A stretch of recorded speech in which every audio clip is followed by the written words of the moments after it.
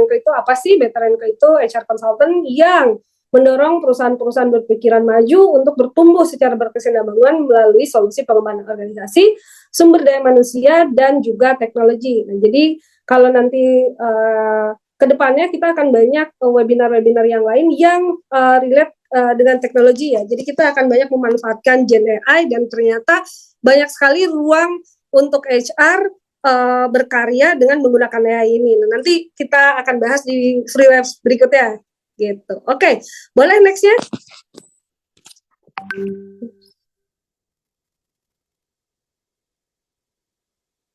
Nah, ini adalah para founders dari Better & Co. Ada saya sendiri, kemudian ada Mas Rifki yang menjadi project directors dari proses improvement yang akan kita share pagi ini, dan juga ada Kang Idur yang menjadi director of learning-nya Better & Co. Jadi berbagai training dan pembelajaran yang dilakukan oleh Better & Co itu dikomandani oleh Kang Idur gitu.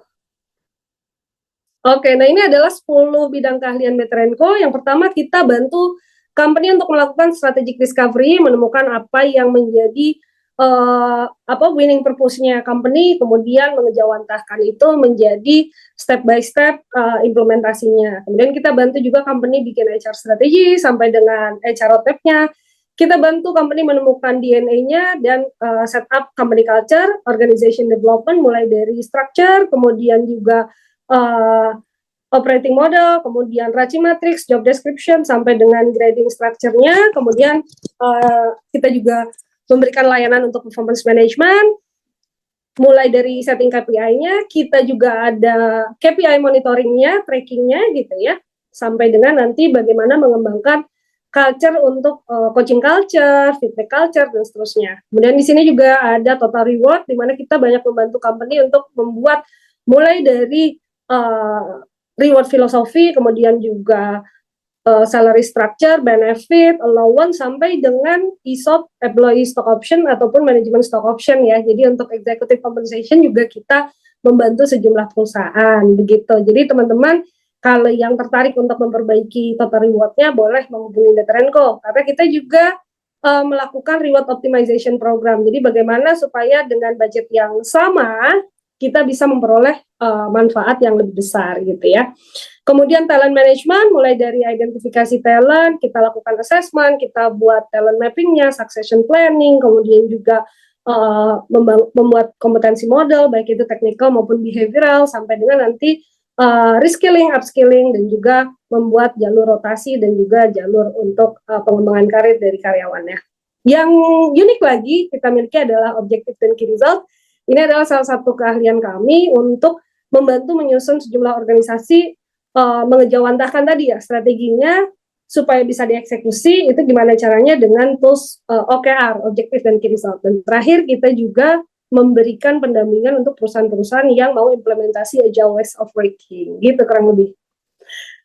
Oke, di sini service kita dari keahlian yang 10 tadi kita deliver dalam 4 jenis service. Pertama bisa melalui consultingnya.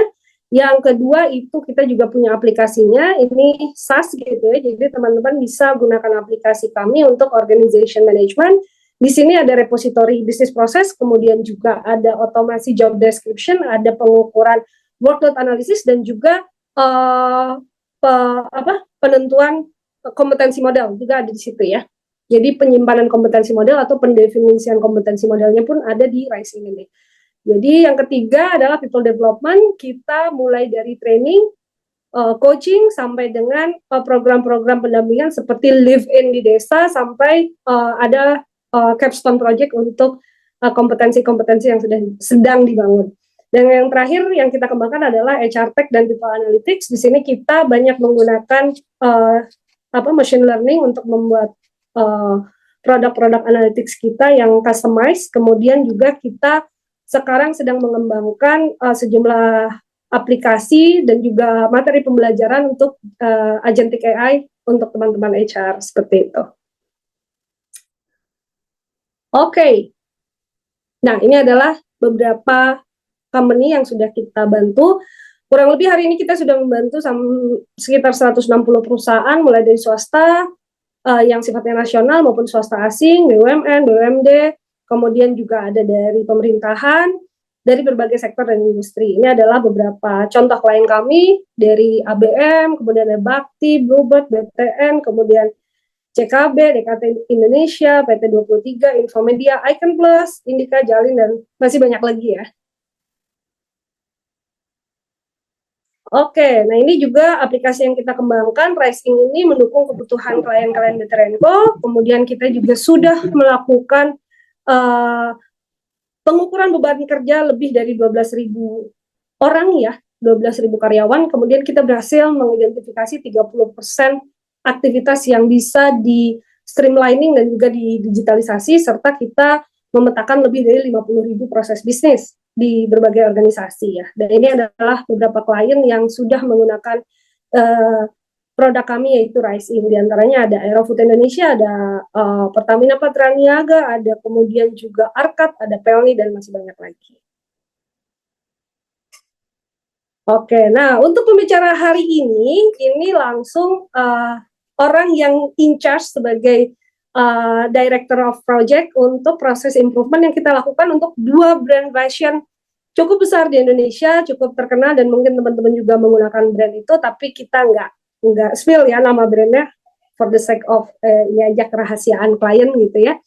Jadi yang memimpin project ini adalah waktu itu Mas Rifki. Project ini berjalan hampir 9 bulan barangkali ya Mas Rifki ya, 9 bulanan ya, bersama dengan timnya ada Mbak Karima, kemudian ada juga Mbak Elga, kemudian ada Mbak Nurul gitu ya. Tapi yang banyak in charge mungkin Mbak Karima ya dalam pelaksanaan proyek ini, karena yang lain ada di beberapa partnya aja gitu. Oke, dan ini adalah Mbak Karima, beliau adalah konsultan di Betterenco sudah lebih dari 3 tahun. Kemudian sebelumnya di Arya Nobel, sebelumnya juga di Alter Indonesia, dan sebelumnya di Chandra Astri Petrochemical gitu. Oke, teman-teman, sebelum kita melanjutkan diskusi kita pagi hari ini, boleh dong kita scan barcode-nya. Boleh ya kita diskusi dulu sedikit. Apa sih hambatan terbesar HR di perusahaan Anda untuk memperoleh pengakuan bahwa ini nih HR ini memang menjalankan fungsi strategis, dan apa ekspektasi teman-teman dalam mengikuti webinar ini gitu. Boleh ya di-share, silahkan di-scan kode Mentinya www.menti.com dengan kode 84855060, silakan, atau di-scan langsung pakai handphone juga boleh, atau masuk ke www.menti.com di 84855060. Silakan teman-teman, nanti dari sini kita akan bergerak untuk diskusi lebih lanjut how to make HR as a strategic partner. Salah satunya adalah dengan menunjukkan dampak kita terhadap bisnis. Silakan teman-teman, mungkin Mbak Naira bisa di-share juga hasil dari Mentinya. Boleh?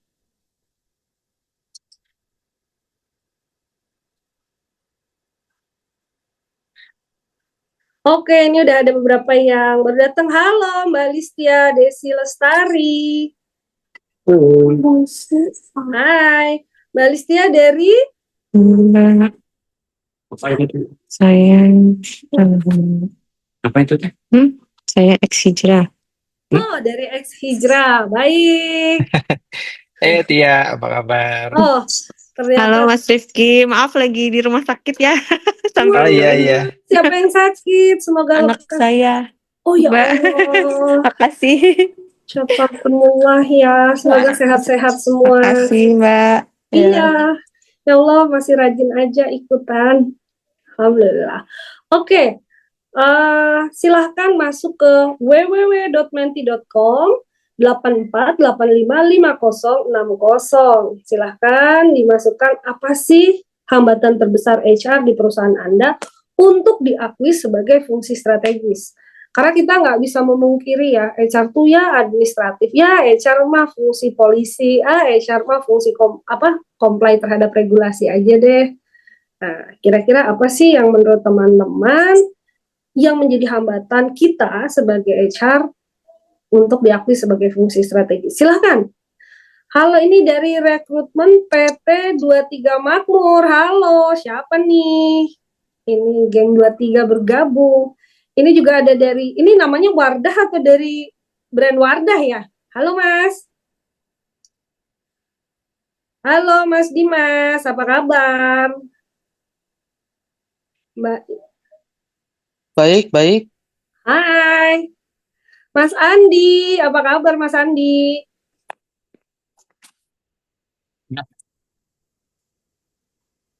Mas Arif, hai Mas Arif, dari mana Mas Arif? Halo, dari Tangerang nih. Tangerang, company apa Mas? PT Transmarko. PT Transmarko.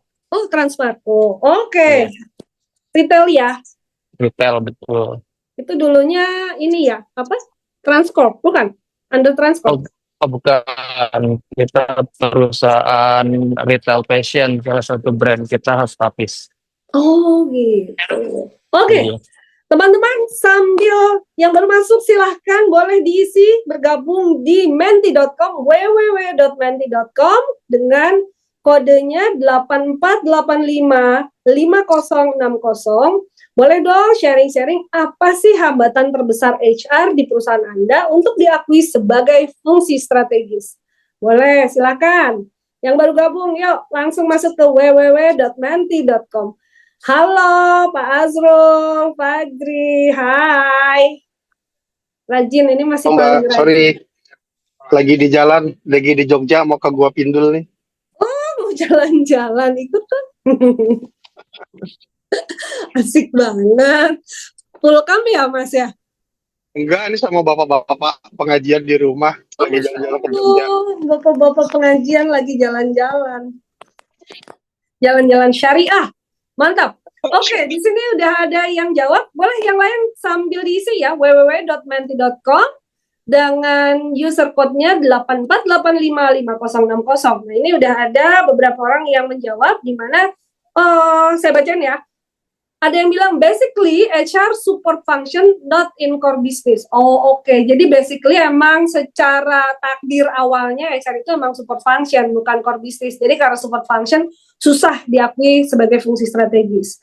Terus yang kedua katanya terlalu banyak kerjaan administratif. Yang ketiga masih administratif, masih di manage secara tradisional. Kemudian juga HR harus nurut sama yang punya kepentingan. Kemudian karena fungsi support jadi kayak second layer untuk semua second layer dari fungsi core-nya. Terlalu personalia, banyak handle pekerjaan non HR dan sendiri. Oke. Keterbatasan tools. Oke, ini menarik, keterbatasan tools ya. Jadi kalau andai kata toolsnya lebih mumpuni, mungkin kita bisa jadi lebih strategis. Apa iya? Nanti kita akan lihat dan kita akan temenin teman-teman juga untuk belajar tools-tools yang bisa bikin kita lebih strategis ya. Kemudian sudah dibagi fungsi yang strategis mana, yang lebih operasional mana, dua-duanya penting. Oh, ini tipikal yang memang menerima, ya udah, memang kita nggak usah ngotot jadi fungsi strategis. HR as support function memang fokus pada operational excellence, nggak apa-apa juga gitu ya.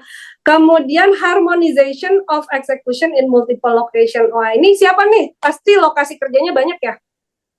Siapa nih? Harmonization of execution in multiple location. Aku Siapa nih? hati-hati Mbak. Petrosi, gimana? Mbak? Iya, Petrosi kan bener masih ya? Dulunya Petrosi, sekarang udah di MMP Mbak. Oh my God, cepat sekali Anda berpindah. Iya.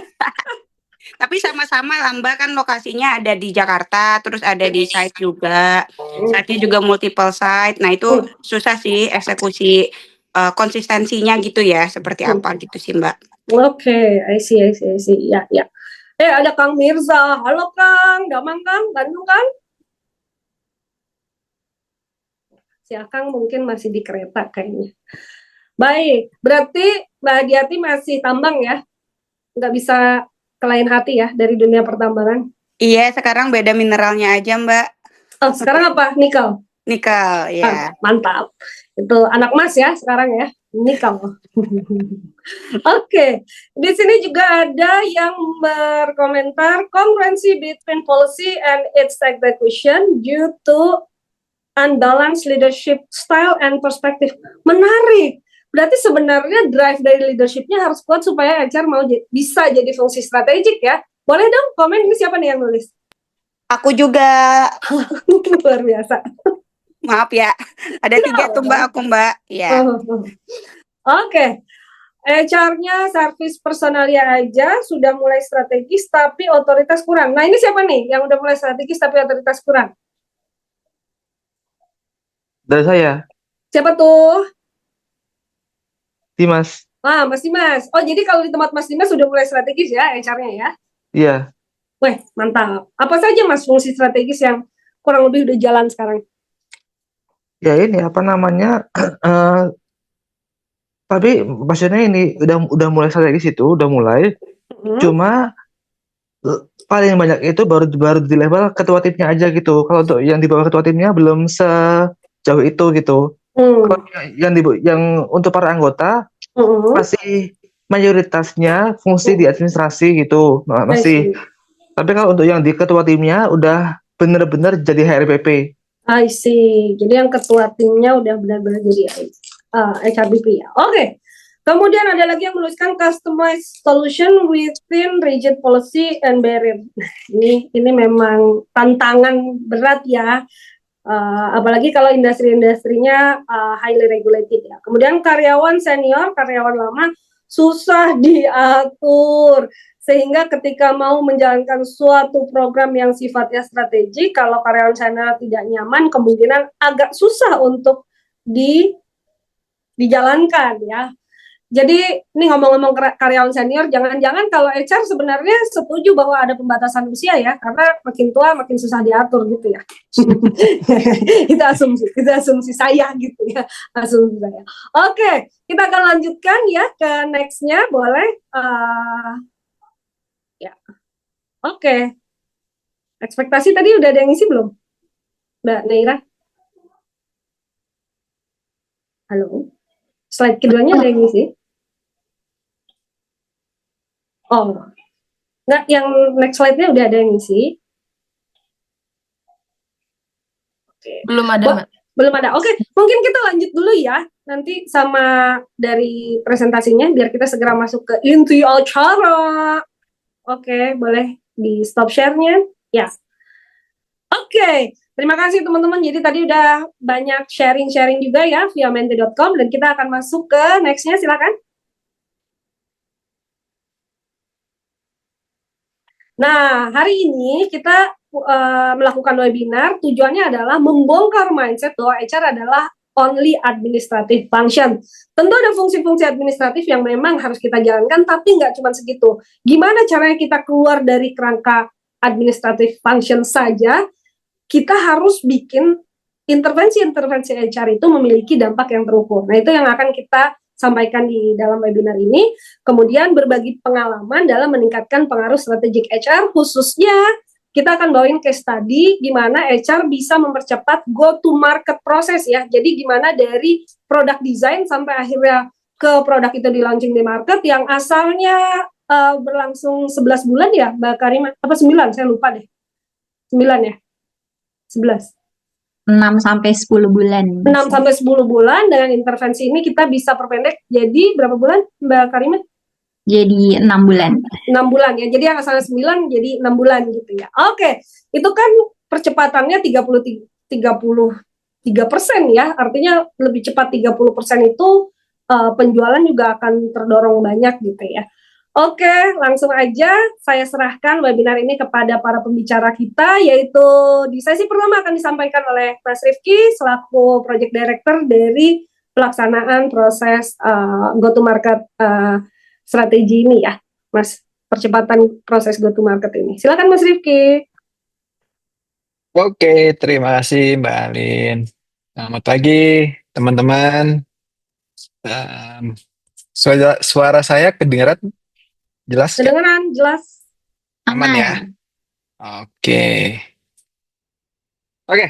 Jadi pagi ini kita akan seperti biasa ya, sharing dan diskusi. Sharingnya hari ini lebih fokus pada kita sharing mengenai pengalaman kita, apa yang kita kerjakan gitu ya, yang lesson learn-nya nanti bisa membantu, bisa dicoba juga nih sama teman-teman untuk membantu teman-teman dalam dalam mengatasi salah satu, kalau bisa dibilang holy grail di HR ya, bagaimana HR menjadi strategis, karena eh, pertanyaan itu atau permasalahan ini kayaknya udah ada dari zaman ketika saya baru mulai kerja dulu ya, bahkan mungkin sebelum itu juga udah seperti itu gitu.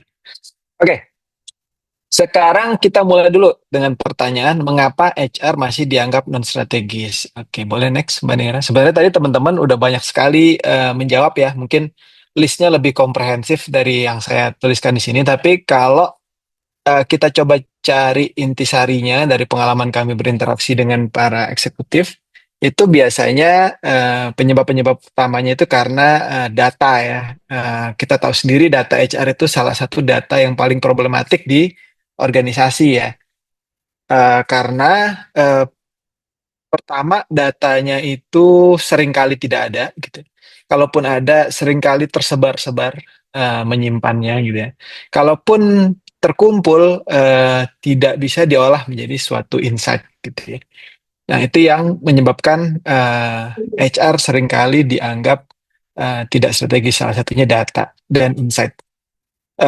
Karena kurangnya data dan insight, maka itu berdampak juga pada tidak dilibatkannya HR dalam perencanaan bisnis. Karena kalau kita bicara perencanaan bisnis, pasti hubungannya dengan data ya. Kan kalau bicara bisnis itu bicara proyeksi, forecast gitu ya. Dan itu semua basisnya data. Karena nggak ada data, jadi sulit buat kita untuk bisa dilibatkan di dalam perencanaan tersebut. Paling-paling HR terima ujungnya aja, kita butuh orang sekian. Nah, itu paling sering kejadian gitu ya. Em, Terus juga salah satu lagi penyebab kenapa HR dianggap non strategis karena tidak bisa mengukur dampak dari intervensi HR, sulit gitu ya untuk mengukur dampak dari intervensi HR. Tadi ini juga lagi-lagi basisnya data ya, karena data tidak ada dan kita tidak bisa membuat korelasi antara intervensi dengan data, maka sulit buat kita untuk bisa berbicara dampak dari intervensi. Em, Ini masih nyambung lagi karena tadi kita nggak dilibatkan dalam perencanaan bisnis, maka seringkali juga inisiatif HR itu nggak berhubungan dengan KPI bisnis gitu. Dan tentu juga tidak lupa yang menjadi salah satu sumber utama adalah cara HR berkomunikasi gitu. Jadi lebih sering ditemui HR itu kalau menyampaikan apa namanya aktivitas kerjanya atau dampak dari proyeknya, fokusnya lebih kepada activity. Jadi penyelesaian activity, completion of activity, bukan pada dampak atau outcome yang dihasilkan. Misalnya kalau kita bicara training, kita akan bicara training jumlah orang lah atau training hours gitu ya. Tapi kita tidak pernah melihat dari atau menyampaikan dari perspektif productivity improvement misalnya gitu ya. Oke, ini kurang lebih merupakan poin-poin utama ya yang seringkali kita temukan gitu ya, baik sebagai konsultan maupun ketika saya jadi join sebuah organisasi sebagai praktisi gitu. Oke, next. Iya babaturan. Iya itu babaturan. Pertanyaan berikutnya adalah gimana dong caranya gitu ya supaya HR bisa lebih strategis. Oke, boleh next. Ada beberapa hal nih yang akan kita bahas satu persatu gitu ya. Pertama, HR perlu memahami bisnis dan juga memahami kegiatan operasi perusahaan. Memahami bisnis ini artinya HR perlu mengerti paling nggak pertama terminologi bisnis gitu ya. Jadi ketika orang sales bicara istilah-istilah sales atau orang marketing ataupun orang produksi berbicara istilah-istilah produksi, kita paham. Ketika orang finance bicara mengenai revenue, profit, EBITDA, NPAT gitu ya, kita tahu gitu ya. Lebih bagus lagi kalau kita tahu cara menghitungnya gitu ya. Nah, itu akan lebih membantu kita meningkatkan credibility lah gitu ya. Ketika kita berkomunikasi dengan orang yang di luar HR gitu ya. Terutama manajemen, high level management gitu ya. Jadi kita perlu paham istilah-istilahnya, perlu paham paling nggak basic principle cara menghitungnya, sehingga ketika uh, apa istilah tersebut ditampilkan kita bisa ngerti gitu. Oh, ini maksudnya ini. Berarti ini dampaknya terhadap organisasi ini gitu ya. Misalnya profitability kita turun, terus kita lihat oh karena COGS-nya naik gitu ya. Sementara penjualan stagnan, berarti ini mungkin kita bisa lihat oh mungkin ada isu dengan productivity sales gitu ya, dan efektivitas atau efisiensi production gitu. Nah, dengan kita memahami tadi terminologi bisnis dan keuangan itu akan ngebantu kita untuk bisa berdialog dengan lebih baik gitu. Dan juga kegiatan operasi, karena seringkali orang-orang operasional ini punya terminologi-terminologi yang khas yang harus kita pahami gitu ya. Misalnya kalau di fashion ada misalnya OTIF gitu ya, on time delivery and in full gitu. Apa sih maksudnya gitu ya?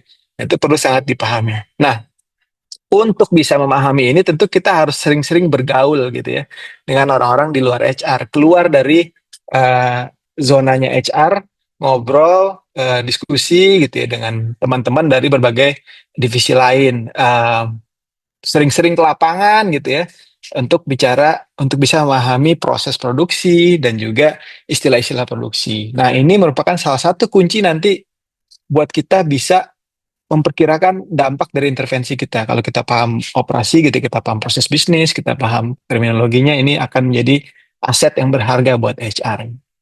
Ini juga sering kita temukan gitu ya di banyak klien, terutama perusahaan yang besar gitu dan cabangnya banyak atau lokasi operasinya remote. Biasanya orang-orang kantor pusat, salah satunya orang HR itu jarang sekali berkunjung ke lapangan gitu. Itu yang sering kami temukan. Yang mudah-mudahan teman-teman di sini berbeda ya. Tadi ada Mbak siapa yang dari MNP tadi, Mbak Listi ya tadi. Hati-hati. Mbak Hadiati, maaf. Kalau Mbak Hadiati kayaknya sukanya nongkrong di site, malah dicariin bosnya terus kayaknya di kantor pusat. Benar. Oke, kita lanjut.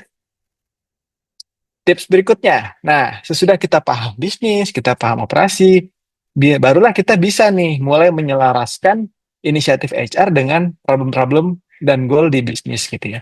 Jadi kita membuat linkage-nya, bagaimana caranya solusi kita bisa benar-benar mengadres problem dari bisnis tersebut. Oke, next. Dan tentu akan lebih baik lagi kalau kita mulai memikirkan nih data-data apa ya yang perlu kita kumpulkan untuk kita bisa menghitung efektivitas dari intervensi tadi gitu ya. Kemudian nantinya kita juga bisa memonitor, kemudian kita juga bisa melakukan perbaikan dengan melihat data-data yang kita miliki tadi ya untuk menghitung efektivitas intervensi kita. Oke, berikutnya. Next. Dan sesudah kita punya data, kita punya analisa, nah ini yang tidak kalah pentingnya ya, komunikasi. Jadi seringkali walaupun kerjaan terberat itu adalah di tadi ya, merancang intervensi, terus mengimplementasikan, mengukur efektivitas dari intervensi, itu pekerjaan terbesar gitu. Tapi yang paling berdampak adalah komunikasi sebenarnya. Jadi kalau kita bicara effort versus impact gitu ya, effortnya pekerjaan yang tadi itu mungkin 80%, tapi impact-nya dalam konteks menjadi strategis partner ya, menjadi lebih strategis, itu impact-nya mungkin 20%. Kebalikannya dengan komunikasi. Mungkin effortnya 20%, tapi impact-nya 80%. Gitu. Jadi kita bisa bekerja bagus, tapi kita nggak bisa komunikasikannya, itu tetap akan membuat kita sulit untuk bisa naik level gitu ya. Jadi belajar komunikasi yang terstruktur itu amat sangat penting. Oke. Nah, sesudah kita tahu nih apa-apa aja yang tips-tips yang bisa diadopt gitu ya sama HR, apa nih yang bisa kita lakukan gitu. Tapi mungkin sebelum ke sana saya pengen dengar dulu nih view dari teman-teman mengenai tips-tips tadi ya. Kira-kira dari teman-teman lihatnya seberapa relevan gitu ya tips yang tadi di-share sama kami gitu. Boleh kalau ada yang mau tulis di kolom chat atau ada yang mau open mic juga boleh.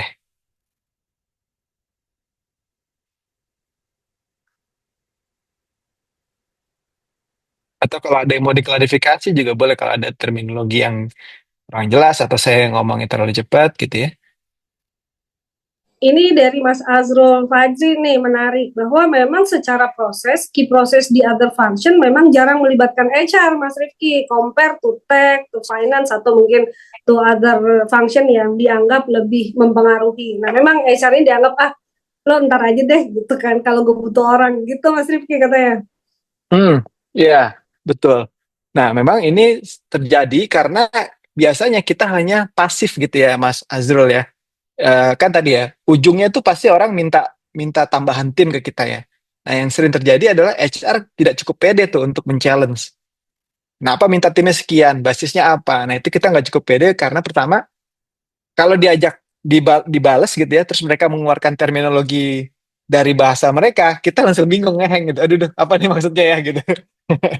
Atau seringkali juga kita nggak punya data yang untuk bisa kita pakai untuk men-challenge hal tersebut gitu ya. Jadi kita udah deh daripada nanti kita challenge malah backfire, kita terima aja gitu. Makanya kita jadi nggak pernah dilibatkan, pokoknya terima aja nih rekrut gitu ya. Nah tapi coba kalau misalnya kita challenge, kenapa orangnya segini? Emang misalnya marketing yang minta gitu ya, emang ada berapa campaign yang mau dijalanin gitu, atau apa namanya audiensnya, emang ada audiens baru yang mau disasar gitu ya, sehingga butuh tim baru. Jadi kita berkomunikasi dengan bahasa marketing gitu ya. Nah itu mereka akan pertama menjadi respect sama kita, artinya oh ini HR udah doing their homework nih gitu ya. Dan mereka juga jadi berpikir oh ya benar juga ya gitu. Selama ini kita cuma minta-minta aja gitu. Jadi itu yang salah satu PR yang salah satu tips yang bisa kita kita ini ya kita lakukan untuk bisa dapat tadi istilahnya kalau bahasa Inggrisnya obtain a seat in the table gitu ya, supaya kita bisa diajak masuk ke dalam si tabel apa meja atau meja diskusi strategis ini gitu. Iya betul, in the same table yang kata Mbak Hadiati. Kayaknya Mbak Hadiati udah cukup di accept kalau sama orang operation ya, karena nongkrongnya anak nongkrongan biasanya nih. Oke, ada lagi teman-teman mungkin yang mau share gitu? Kita mau apa namanya reflect gitu, sharing refleksinya. Harus gitu biar bisa influence. Iya, betul sekali, Mbak. Oke, kalau enggak kita mungkin lanjut dulu ya. Bagaimana nih gitu ya. Nah, salah satu yang bisa kita lakukan adalah menguasai proses improvement. Karena kenapa? Nah, kenapa proses improvement? Oke, next, Mbak. Mengapa penting bagi HR untuk menguasai proses improvement? Nah, karena proses bisnis atau yang nantinya jadi dasar untuk proses improvement itu adalah kunci dalam kita memahami operasional perusahaan ya. Di dalam proses improvement itu kita bisa lihat bagaimana alur kerja, kita bisa lihat juga kita bisa dapat juga informasi terminologi-terminologi operasional gitu ya. Yang tadi kalau kita balik ke premis awal bisa menaikkan credibility kita gitu ya. Terus dengan memahami proses bisnis kita juga paham apa namanya dasar dari operasional dan dasar dari nanti ujungnya adalah beban kerja, dan beban kerja tentu berhubungan dengan permintaan tenaga kerja gitu ya. Nah ini linkage yang sangat penting yang perlu kita kuasai. Oke, next. Nah, proses bisnis, memahami proses bisnis ini juga sebenarnya harusnya alamiah ya buat orang HR ya, terutama orang OD. Karena orang OD kan kalau desain organisasi basisnya kan biasanya menggunakan proses bisnis ya. Jadi pemahaman proses bisnis yang lebih dalam itu sebenarnya cuma masalah ya satu dua step tambahan lah ya dari apa yang sudah biasa kita lakukan. Misalnya kita biasa membuat uh, capability model atau raci matrik, ya next stepnya kita perlu pahami setiap blok itu maknanya apa gitu ya, metriknya apa yang berpengaruh gitu. Apa sih yang benar-benar dikerjain? Nah dari situ kita bisa lebih paham dalam gitu ya. Oke, next. Nah, proses bisnis ini juga merupakan penghubung gitu ya antara kapabilitas tim dan kinerja bisnis gitu ya. Karena kan organisasi itu sederhananya adalah orang menjalankan proses bisnis untuk mendeliver hasil gitu ya. Nah, HR nih udah paham nih proses bisnis apa namanya capability gitu, paling udah ibaratnya udah ahlinya lah dalam hal capability gitu ya.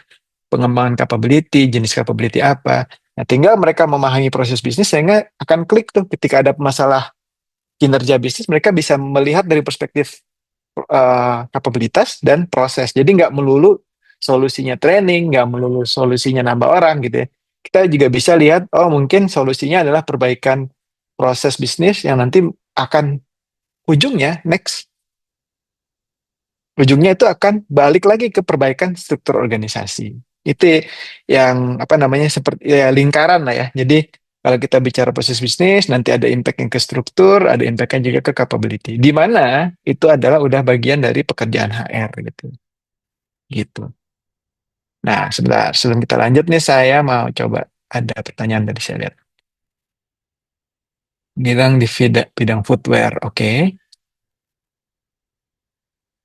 Hmm. Belum punya HRBP dalam organisasi kami. Nah, pertanyaan intinya, jika kami mulai pakai HRBP, baiknya untuk bisa help our business, baik secara agility, kriteria hire HRBP bisa diinfo apa saja atributnya. Oke. HRBP yang bagus itu adalah HRBP yang bisa bicara dan paham gitu ya dalam bahasa partnernya mereka gitu. Jadi kalau misalnya HRBP Finance, berarti dia ngerti terminologi accounting, ngerti cara kerja atau alur kerja accounting gitu ya. Itu yang bagus gitu ya. Paham aja lah, paling nggak bisa berdiskusi, logiknya paham gitu ya, sehingga itu bisa jadi apa namanya jembatan buat mereka untuk ngobrol ke tim subject matter expertnya bahwa kebutuhan partner mereka dalam bahasa HR tuh seperti ini loh gitu. Jadi sebenarnya HRBP yang baik itu adalah jembatan antara eh, bisnis atau function dengan expertise HR gitu ya. Bisa menerjemahkan. Itu yang sebenarnya yang paling baik kalau kita bicara capability HRBP. Cuman kebanyakan yang disebut HRBP itu ujung-ujungnya adalah eh, administratif ya, administratif untuk misalnya fungsi-fungsi yang dia dampingi lah. Atau kalau kita bicara dalam multi-site operation biasanya itu administratif di site gitu ya. Jadi agak salah kaprah gitu ya. Padahal sebenarnya HRBP yang bagus itu adalah dia fasilitator, konsultan gitu ya, buat partnernya. Jadi menjembatani antara keahlian HR dengan kebutuhan bisnis dengan keahlian HR gitu sih. Siapa tadi namanya? Big Abdillah ya. Gitu Mas Abdillah, ada lagi teman-teman kira-kira yang mau didiskusikan atau mau sharing atau mau ditanyakan? Oke, kalau nggak ada kita lanjut dulu ya, nanti sambil itu eh kita bisa diskusi. Nah, oke. Sekarang waktunya kita berdiskusi, sharing antara teman-teman gitu ya. Kira-kira dari apa yang sejauh ini kita sudah bahas, seperti apa kondisinya atau seperti apa relevansinya di tempat teman-teman masing-masing. Boleh Mbak Nera dibantu? Oke, kita akan masuk ke breakout room. Kurang lebih kita akan punya 4 breakout room aja, Mbak Naira, 4 aja. Kita akan diskusi, teman-teman silahkan sharing tentang apa improvement yang pernah dilakukan, pengalaman improvement yang pernah dikerjain oleh HR. Jadi mudah-mudahan nanti bisa saling menginspirasi dari satu company ke company lain, dari satu orang ke orang lain gitu ya. Waktunya untuk sharing nggak lama-lama, cukup 3 menit aja. Silakan, biar teman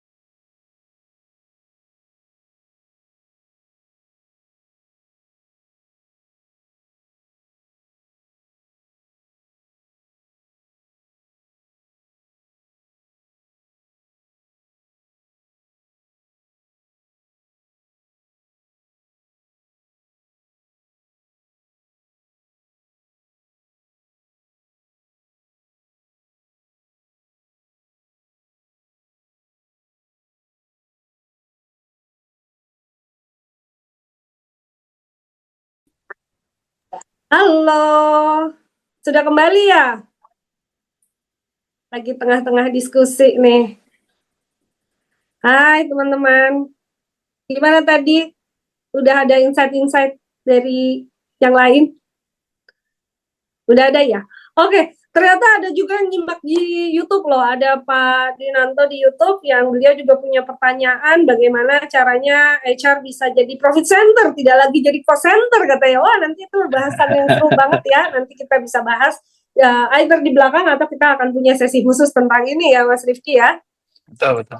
Oke, terima kasih loh untuk teman-teman yang menyimak di YouTube juga. Oke, tadi udah selesai diskusi. Mungkin ada insight dari teman-teman dari breakout room-nya. Hasil diskusinya ada yang menarik nggak? Ada. Tadi saya menarik pas Mas Raffi cerita bahwa karena Mas Raffi 2 kali bikin dari kertas putih sistem HR. Jadi justru ketika kertas putih itu yang dibuat adalah HR strateginya ya, bukan HR administratifnya ya Mas ya. Ketika besar baru administrasinya jadi lebih heavy gitu ya Mas ya. Betul, Mbak Alin.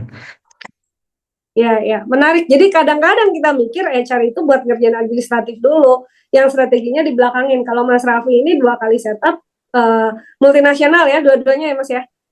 Yang satu ya multinasional, tapi kalau yang terakhir ini enggak gitu. Cuma kita emang cabangnya banyak di site-nya banyak. Oke, I see. Oke, boleh nanti kita lanjutkan lagi diskusi serunya. Silahkan kita kembalikan ke Mas Rifki sama Mbak Karima untuk materi berikutnya. Monggo.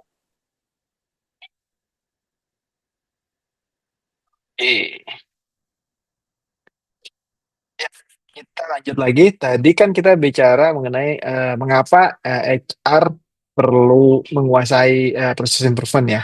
Nah, sekarang kita akan share atau diskusi mengenai tahapan proses improvement itu seperti apa gitu ya, dan toolsnya apa yang bisa kita pakai gitu. Sebenarnya kalau bicara tools itu banyak sekali gitu ya. Nah, mungkin kita akan share yang cukup simple dan cukup umum gitu ya untuk dipakai. Oke, boleh? Nah, tahap dari proses improvement itu ada 7 secara umum gitu ya. Pertama dimulai dari kita mengidentifikasi secara high level gitu ya, di mana terjadinya istilahnya kalau dalam proses improvement waste gitu ya di dalam organisasi kita, atau di mana terjadinya inefektivitas atau inefisiensi di dalam proses bisnis kita. Nah, di sana tools yang bisa kita pakai adalah value stream. Jadi value stream ini memetakan secara besaran gitu ya proses bisnis dalam sebuah organisasi mulai dari awal sampai akhir tanpa terlalu masuk ke dalam detailnya gitu. Karena kalau kita petakan secara detail di level apa namanya di level aktivitas itu kita akan overwhelm sendiri gitu. Jadi kita mulai dari gambar besarnya dulu nih, di mana problemnya gitu ya. Kemudian baru kita masuk ke tahapan yang lebih detail gitu. Sesudah kita identifikasi area yang kira-kira menjadi potensi yang punya masalah yang cukup besar dan perlu kita solusikan, kita baru masuk ke level yang lebih detail. Nah, di sana kita bisa menggunakan analisa swim lane dan juga analisa critical path gitu ya untuk mencari sebenarnya di mana atau di tahapan proses mana dari apa namanya operasional kita atau bisnis kita yang menjadi bottleneck gitu ya, atau penghambat dari keseluruhan proses bisnis. Nah, kita lihat, kita lakukan swim lane, kita petakan gitu ya urutan-urutan proses, apakah prosesnya jalannya serial, paralel gitu ya, kemudian next prosesnya apa. Jadi swim lane-nya kita buat, kemudian kita coba hitung waktu setiap aktivitas untuk kita bisa tentukan critical path. Critical path ini adalah rangkaian aktivitas yang menentukan lamanya waktu sebuah proses gitu ya. Nanti mungkin kita bisa jelaskan gitu ya. Jadi kita lihat dari sebuah rangkaian proses, mana nih rangkaian yang membuat atau menentukan lamanya waktu keseluruhan sebuah proses. Nah, dari situ kita cari lagi mana yang jadi bottleneck dalam critical path tadi, gitu ya. Sesudah kita temukan bottleneck dalam critical path-nya, baru kita masuk ke tahap berikutnya. Kita lakukan identifikasi akar masalah gitu ya. Kita bisa gunakan berbagai macam pendekatan, masuk salah satunya fishbone gitu ya. nggak pede suka pakai filter itu. Di dalam fishbone kita akan pecah masalah itu menjadi beberapa kelompok gitu ya. Bisa basisnya proses, teknologi, people gitu ya, atau organisasi. Misalnya kita bisa pecah gitu ya.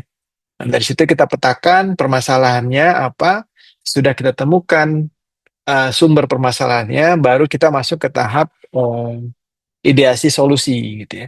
Ideasi solusi ini juga banyak sekali metode yang bisa dipakai. Nah, salah satu yang bisa dieksplor itu namanya Lightning Decision Jam atau LDJ. Nanti kita bicara sedikit lebih dalam mengenai LDJ. Nah, tahap selanjutnya sudah kita menemukan solusi, tentu kita perlu lakukan prioritisasi ya, mana solusi yang paling berdampak dan paling visible untuk kita kerjakan gitu ya. Kita petakan, lalu nanti kita pilih mana yang mau kita eksekusi, dan dari solusi tersebut kita rancang future state-nya. Jadi kalau solusi ini diimplementasi, maka seperti apa impact-nya terhadap proses, tahapan mana yang jadi hilang atau tahapan mana yang perlu diganti dengan misalnya teknologi gitu, tahapan mana yang orangnya bisa lebih sedikit, urutannya bisa kita ganti gitu ya. Itu yang kita sebut dengan future state. Baru kita masuk ke tahapan perencanaan implementasi. Nah, 1 sampai 6 itu kan basisnya teori yang kita support dengan analisisnya. Nah, di 7 inilah yang baru nanti kita akan buktikan apakah teori kita itu bisa terrealisasi atau enggak gitu. Tentu makanya kita harus terapkan namanya pre-DCA ya. Jadi kita buat perencanaan implementasi, kita jalankan, kita monitor dengan metrik-metrik yang sudah kita sepakati, kita tentukan, dan kalau ternyata ada perbedaan antara teori dengan kenyataan, kita perlu lakukan penyesuaian gitu. Jadi yang namanya proses improvement ini merupakan tahapan yang tidak akan berhenti ya, jadi harus dilakukan terus-menerus. Gitu. Oke, next. Boleh lanjut? Oke. Ini gambaran tadi dari VSM ya. Jadi dalam VSM itu kita buat flow secara high level ya, secara umum gitu ya.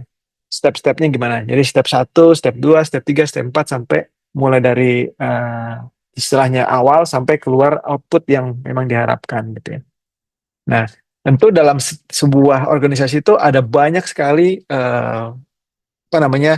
value stream ya. Jadi kita pada tahap pemilihan value stream ini kita perlu identifikasi mana yang mau kita fokuskan gitu ya. Apakah kita mau fokus, misalnya produk dengan multiple produk juga itu akan punya banyak value stream ya. Jadi kita perlu petain dulu kira-kira value stream yang paling banyak coverage produknya atau paling besar dampaknya yang mana gitu ya. Dan di situ bisa jadi target pertama kita untuk lakukan improvement. Oke. Sesudah tadi kita isolasi area mana dari value stream yang perlu kita deep dive, kita baru masuk ke dalam dengan membuat swim lane. Nah, artinya pemetaan yang lebih detail lagi mengenai tahapan-tahapan prosesnya. Nah, coba teman-teman bayangkan kalau dari awal kita langsung mulainya di sini gitu ya, kan akan jadi overwhelm gitu ya. Atau istilahnya analisis paralisis gitu ya. Jadi kita malah jadi nggak bisa ngapa-ngapain, kita freeze sendiri, takut sendiri ngeliatnya saking banyaknya rumit gitu ya. Jadi kita coba simplifikasi, kita lakukan secara bertahap, isolasi, masuk dalam, isolasi, baru masuk dalam lagi. Di sini kita petakan, nah dari sini kan kelihatan nih ada misalnya untuk sampai ke ujung, saya bisa ini kayak anote gitu ya. Untuk bisa sampai ujung sini gitu ya, paling nggak tuh ada dua path yang bisa kita explore ya, dari sini terus ke situ atau dari sini gitu ya. Gitu kan?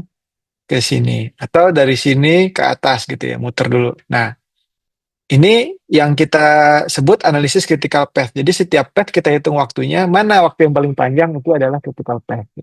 Oke, next. Mungkin gambar berikutnya akan lebih jelas gitu ya. Mana cara delete clear all the room. Oke. Nah, ini contoh critical path ya. Jadi tadi sudah saya jelaskan dari berbagai probability jalur yang bisa dilewati gitu ya, mana yang merupakan jalur terpanjang. Nah, itu yang disebut critical path. Kenapa disebut critical path? Karena apapun improvement yang kita lakukan, kalau kita nggak memperbaiki critical path-nya, maka waktu dari keseluruhan proses itu akan sama gitu. Nah, misalnya ambil contoh di sini gitu ya. Ini critical path-nya kan dari yang evaluasi performa, analisis trend, sampai membuat brand direction gitu. Ini path pertama. Path keduanya evaluasi performa, riset, terus brand direction. Nah, kalau kita misalnya lakukan perbaikan di riset customer dan market behavior, maka nggak akan mempengaruhi terhadap lamanya keseluruhan proses gitu ya. Tapi kalau kita lakukan perbaikan di analisis trend, maka keseluruhan proses waktunya bisa lebih pendek gitu. Makanya kita lebih baik fokus pada critical path. Nah, dari critical path ini kita lihat mana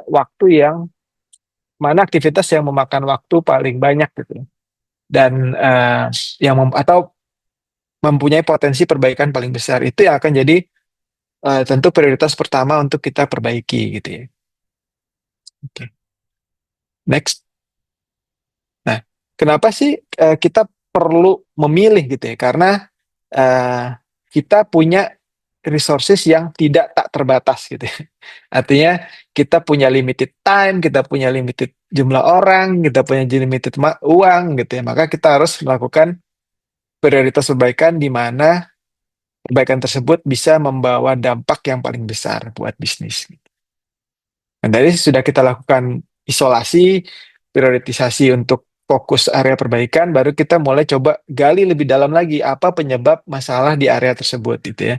Bisa dengan salah satunya menggunakan pendekatan fishbone gitu. Jadi kita coba pecah sebuah masalah menjadi komponen-komponen besarnya. Pertama misalnya ini apakah mesinnya atau pengukurannya atau materialnya atau gitu ya, becek kah, bocor, hujan terus gitu ya, banjir gitu ya. Kalau di tambang paling sering banjir gitu ya. Atau metodenya ada yang salah. Nah, di sini kita coba cari lagi. Kalau misalnya yang menurut kita mesin yang bermasalah, mesinnya apanya nih? Mesinnya terlalu sering rusak kah? Atau mesinnya udah jadul lah gitu ya. Atau mesinnya ada yang komponennya udah rusak, ada cacat di mesin gitu. Nah, itu yang kita gali terus sampai akhirnya kita dapat suatu masalah yang memang bisa kita action perbaiki gitu ya. Oke, next. Baru selanjutnya kita masuk ke dalam ideasi untuk mencari solusi. Nah, ini salah satu metode yang bisa dicoba dieksplor oleh teman-teman, itu namanya LDJ gitu ya. Jadi LDJ ini bicara mengenai collective intelligence gitu ya. Jadi bagaimana kita secara bersama-sama, secara grup bisa menemukan solusi dari masalah yang kita cari gitu ya. Dan seringkali masalah itu muncul dari orang yang baru pertama kali terlibat di masalah tersebut, jadi punya fresh perspektif gitu ya. Karena biasanya orang yang sudah berhari-hari bergumul dengan masalah tersebut itu udah menormalisasi masalah gitu ya. Jadi buat dia emang begitu gitu, emang begitu. Tapi kalau orang yang punya fresh perspektif itu justru dia bisa ngelihat dengan angle yang mungkin nggak bisa terlihat dengan orang yang bergumul dengan masalah itu. Mungkin sederhananya kalau kita udah ketimbun baju ya kita tidak akan melihat timbunan baju itu sebagai masalah. Tapi kalau ada orang datang dari luar loh, ngapain dia buat timbunan baju? Nah, dia melihat timbunan baju sebagai sebuah masalah gitu ya. Oke, next. Tahapan LDJ itu kurang lebih ya kita ideasi dulu, tulis aja sebanyak-banyaknya, terus kita tempel-tempel, kita cluster, baru nanti kita pilih nih, mana cluster atau ide yang menurut kita paling visible gitu ya. Baru nanti kita lakukan prioritisasi. Jadi di sini dalam melaksanakan LDJ kita perlu membuat environment-nya jadi fun gitu ya, supaya ide-ide kreativitas bisa muncul dan kita nggak boleh judgement gitu ya. Pada tahap awal ketika ideasi nggak boleh mentertawakan karena biasanya karena kita harus membentuk psychological safety gitu ya, environment yang membuat orang berani mengeluarkan ide gitu. Oke, next. Baru nanti idenya kita lakukan prioritisasi dengan melihat effort dan impact yang impact yang diberikan dan effort yang diperlukan gitu, untuk menentukan mana yang mau kita kerjakan duluan. Oke. Next. Selanjutnya, ide tadi akan kita pakai untuk merancang future state. Jadi kalau ide ini kita implementasi, maka dampaknya terhadap proses tadi seperti apa ya? Apakah ada tahapan yang hilang atau ada tahapan yang didahulukan gitu ya, urutannya kita ubah atau ada proses yang jadi kita ganti gitu ya, atau ada misalnya sistem yang perlu kita tambahkan. Nah, ini kita visualisasikan solusinya supaya lebih terbayang gitu buat teman-teman buat yang melaksanakan proses improvement, sekaligus kita bisa melakukan juga reality check gitu ya. Jadi yang namanya proses improvement ini walaupun tadi seolah-olah linear gitu ya prosesnya, tapi dia sebenarnya ada feedback loop yang terus terjadi gitu ya selama proses tersebut. Bahkan ketika kita implementasi pun itu akan menjadikan feedback loop buat tahapan-tahapan sebelumnya. Oke, next. Baru kita lakukan implementasi dengan cycle plan to check X supaya tadi tercipta kita bisa menutup gap antara teori dengan realita di lapangan gitu ya. Gitu. Oke, next. Nah, kalau dari teknik dan toolsnya tadi seperti yang sudah disampaikan gitu ya. Selanjutnya kita akan masuk ke pembahasan mengenai case study yang dari proyek yang kita lakukan gitu ya. Tapi sebelum itu mungkin teman-teman ada yang mau ditanyakan, mau diklarifikasi dulu, atau mau didiskusikan dari apa yang dipaparkan sebelumnya, boleh silakan. Silakan teman-teman kalau ada komen atau pertanyaan boleh langsung ditanyakan aja ke Mas Rifki atau ditulis di kolom komentar juga boleh. Kalau belum ada, nanti kita kumpulkan pertanyaannya di belakang mungkin ya Mas Rifki ya. Ya, boleh. Oke. Karena belum ada lagi. Oh ini. Ini ada nih. Ini Mas Raffi, yang slide impact tolong diulang katanya Pak.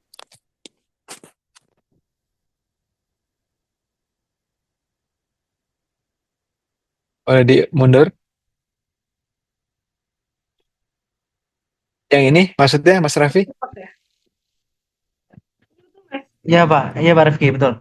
Oh ya, gimana Mas? Ada yang mau didiskusikan di sini? Tadi saya agak kurang ini sih, mungkin bisa dibantu ini. Oh iya, jadi kan dari solusi saat tadi kita perlu tentukan nih Mas, pertama impact-nya seperti apa gitu ya. Impact-nya tentu kita lihat dari misalnya kita bicara proses improvement dalam hal percepatan gitu ya.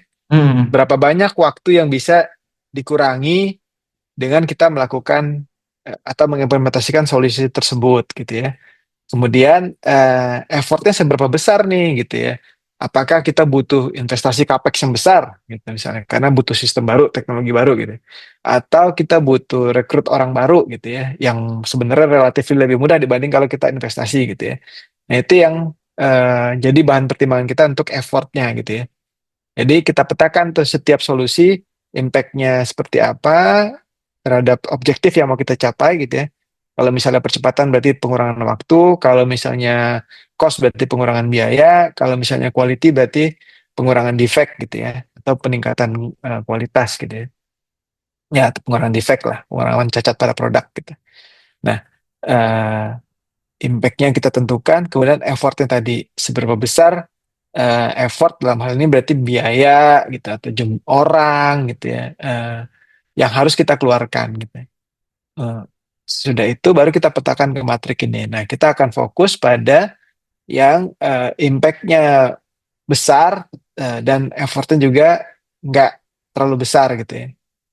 Effortnya kecil, itu yang pertama kali kita kejar dulu, namanya quick wins gitu ya. Tapi kalau yang effortnya besar, impact-nya besar tapi effortnya besar, itu akan jadi prioritas yang harus kita kerjakan juga karena kita tahu itu effortnya besar gitu ya. Impact-nya besar tapi tentu akan butuh waktu yang lebih lama. Yang mungkin nggak akan kita kerjakan ya, yang pasti nggak akan kita kerjakan adalah yang impact-nya kecil tapi effortnya besar. Nah, itu buat apa kita buang-buang buang-buang resources kita untuk sesuatu yang nggak berdampak gitu ya. Gitu.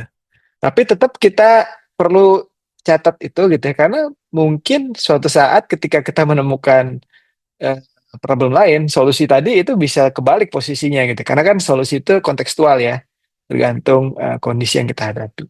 Gitu. Ya, Mas Abdillah, ini angkat tangan, boleh? Silakan. Pagi Pak Rifki. Pagi-pagi. Yang saya mau tanyakan gini Pak Rifki,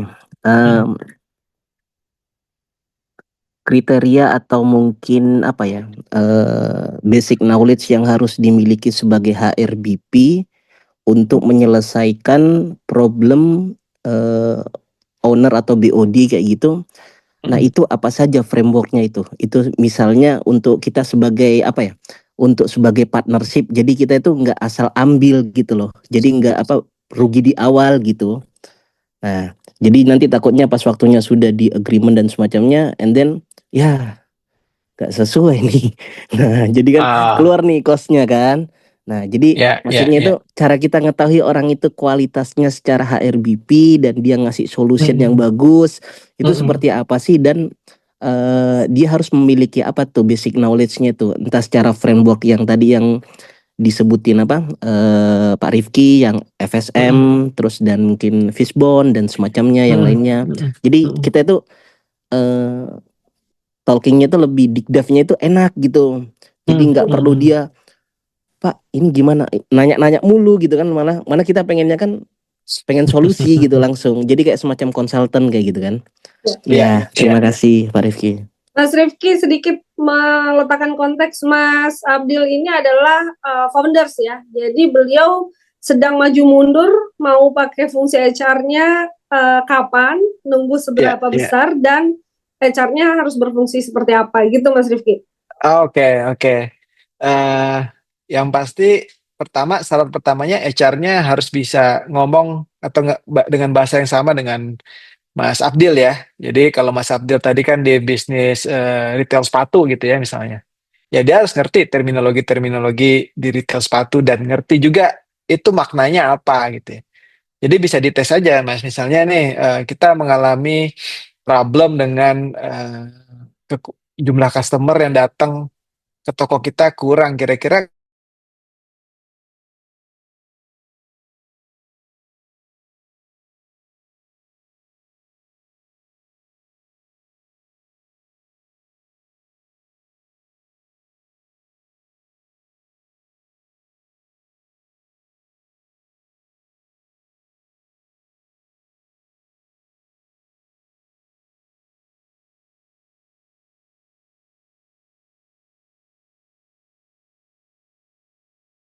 bisnis butuh ini, maka misalnya compensation-nya harus kayak gimana gitu. Secara konsep. Nanti konsep itu yang didetailin sama tim expertnya di HR di bagian kompensasi gitu ya. Tapi kalau Mas Abdil nyari yang bisa semua, nah itu agak sulit sih Mas. Artinya dia bicara high level tapi technically HR-nya juga sound gitu ya.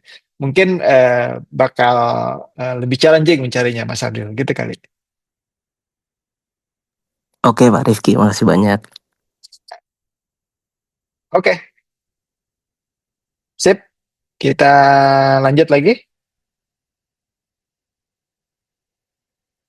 Oke, selanjutnya kita akan masuk ke sharing mengenai case study kita yang akan dibawakan oleh Mbak Rima sebagai project manager dari kerjaan ini gitu ya, yang amat sangat terlibat dengan detailnya mulai dari pencarian data sampai dengan pensolusiannya ya. Boleh Mbak Rima silakan dilanjutkan. Oke, terima kasih banyak Mas Rifki. Nah, kalau tadi Mas Rifki sudah mungkin banyak berbicara begitu ya dari segi metodologi, dari segi best practice. Nah, mungkin di sini aku akan lebih banyak cerita tentang bagaimana kita menerapkan dari metodologi dan proses improvement yang ada 7 tadi ke dalam satu real case begitu ya. Dan di sini konteksnya kita mengerjakan project untuk satu retail fashion begitu ya yang cukup besar yang ada nih 2 bisnis unitnya. Dan yang kita lakukan yaitu upaya untuk bisa mempercepat dari proses go to market. Nah, mungkin sekilas dulu kalau rekan-rekan mungkin punya istilah yang lain begitu ya, atau mungkin belum familiar dengan go to market. Jadi go to market ini merupakan proses yang terintegrasi begitu ya, dari awal kita melakukan analisis, kita melakukan desain produk sampai dengan produk ini ready begitu ya untuk bisa dijangkau oleh sasaran pelanggan kita yang menjadi segmen market kita siapa, kemudian bagaimana kita membangun begitu ya posisi kompetitif kita dalam produk yang kita buat juga. Itu merupakan satu begitu ya, satu kesatuan yang disebut sebagai proses go to market. Jadi secara sederhananya adalah kita dari proses analisis, desain sampai dengan produknya itu bisa dicapai begitu ya, produknya bisa di reach out oleh para segmen market kita.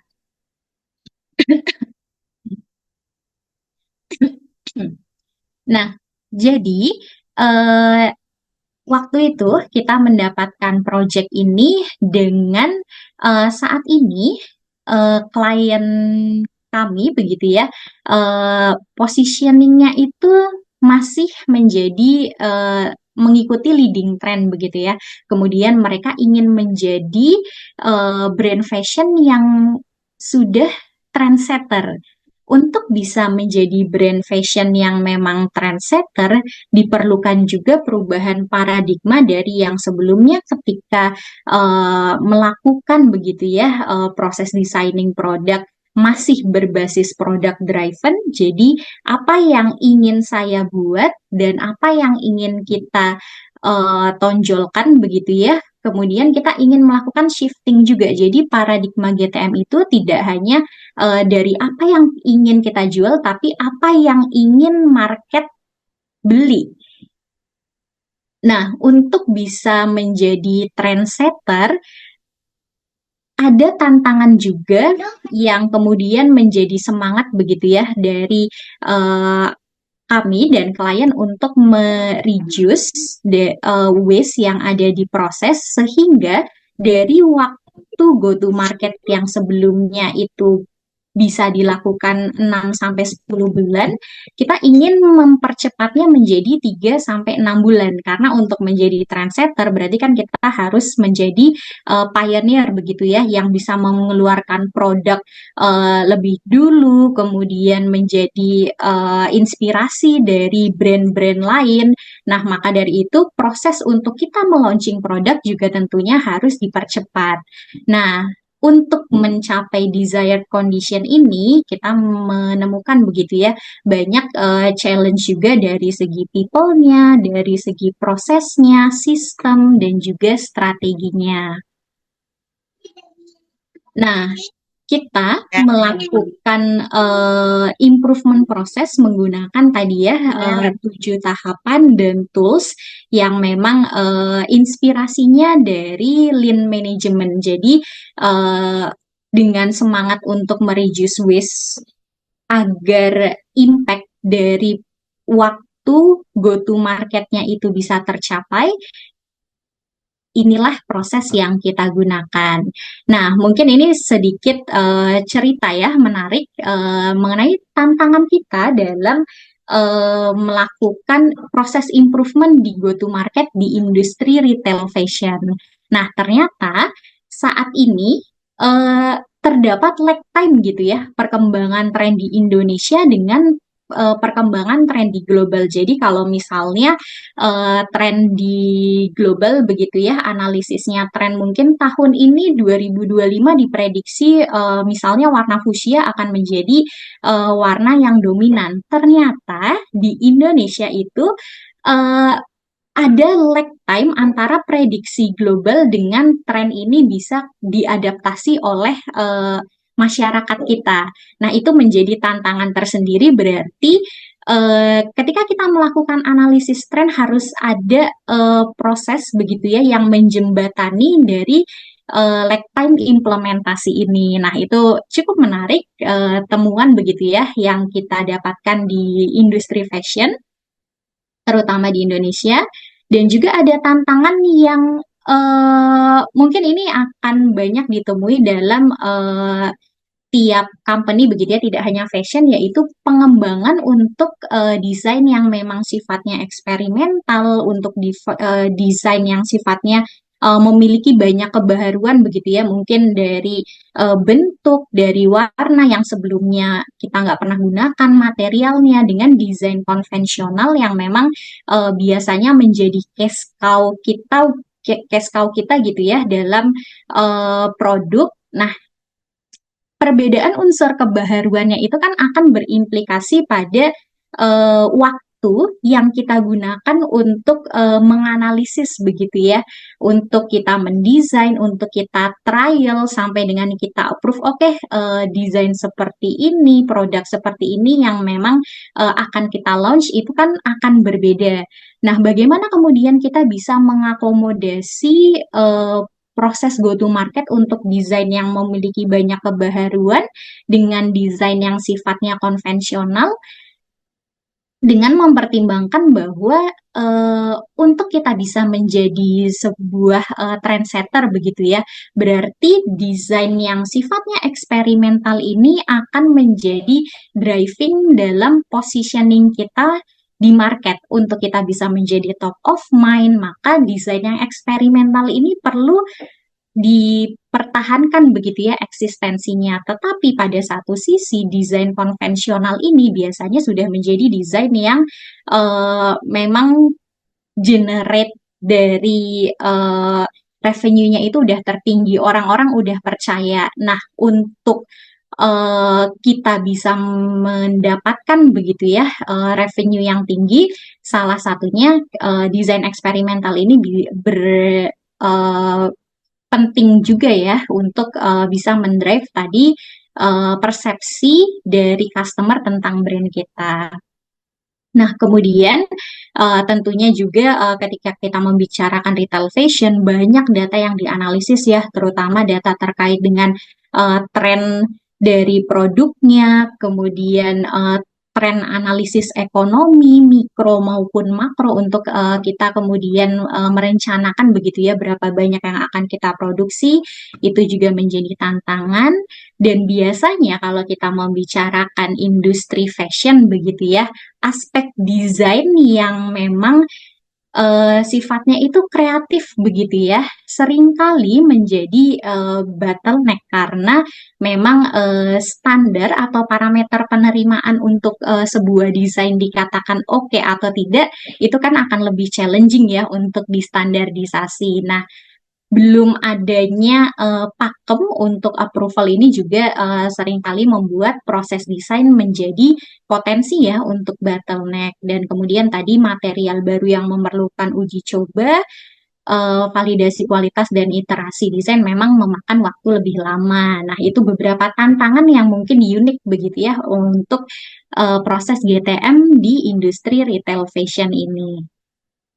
Nah, dari tantangan tadi, kemudian kita melakukan proses improvement dengan menggunakan 7 tahapan yang sudah dipaparkan sebelumnya. Kita mendapatkan nih beberapa solusi-solusi perbaikan yang kemudian kita usulkan begitu ya.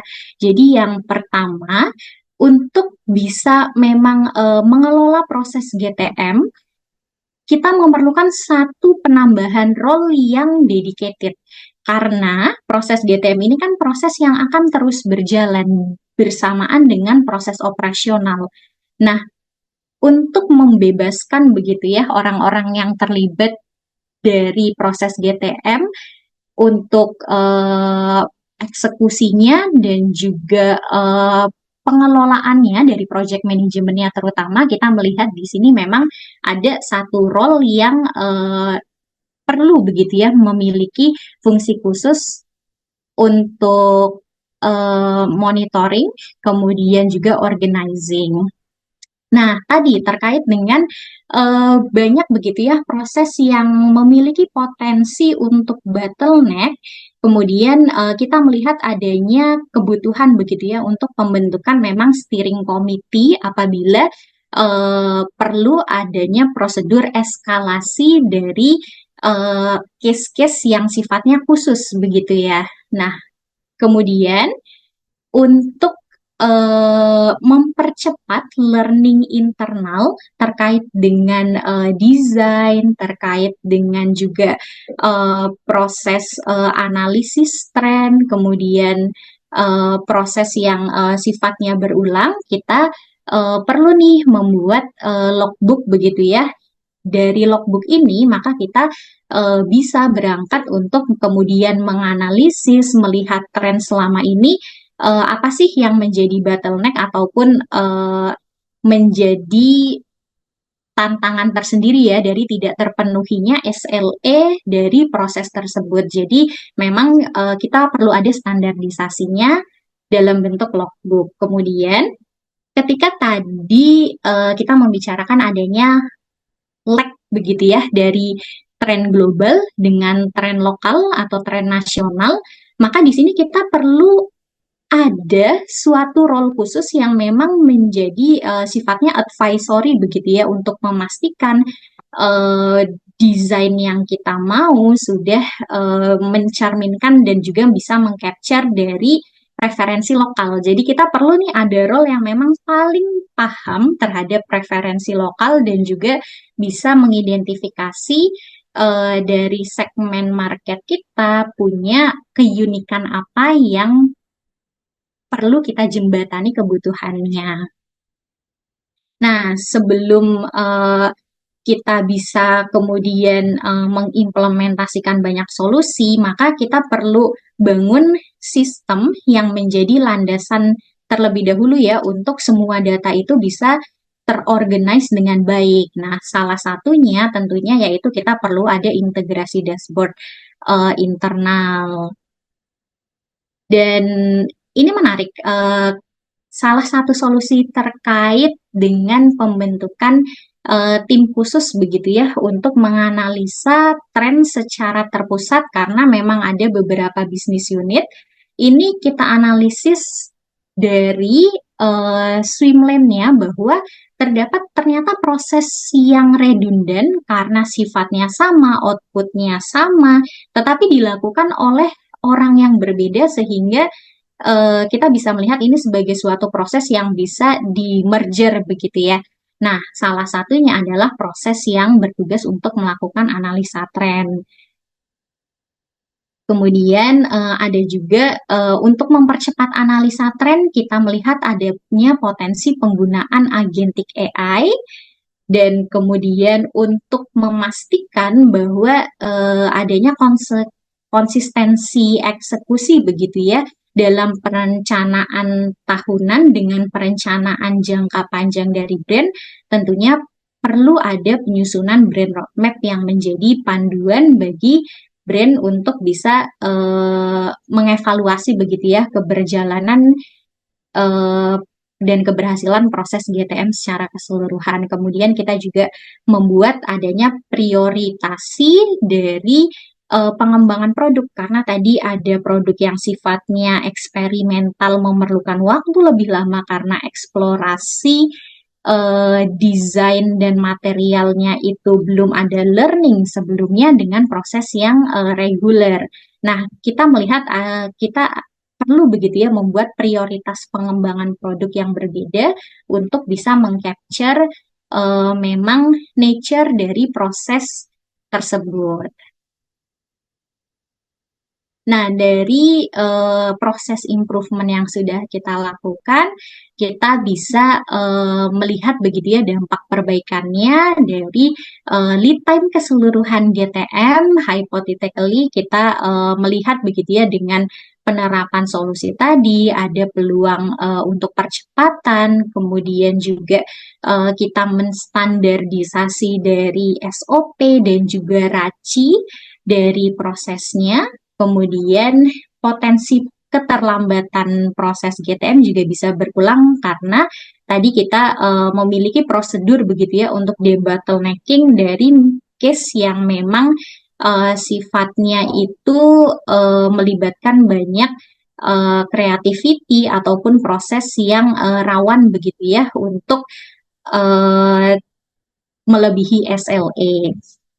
Kemudian dengan adanya insight lintas departemen yang terintegrasi, kita melihat kemungkinan begitu ya untuk organisasi tidak menjadi silo lagi karena hasil learning dari masing-masing proses itu bisa saling digunakan untuk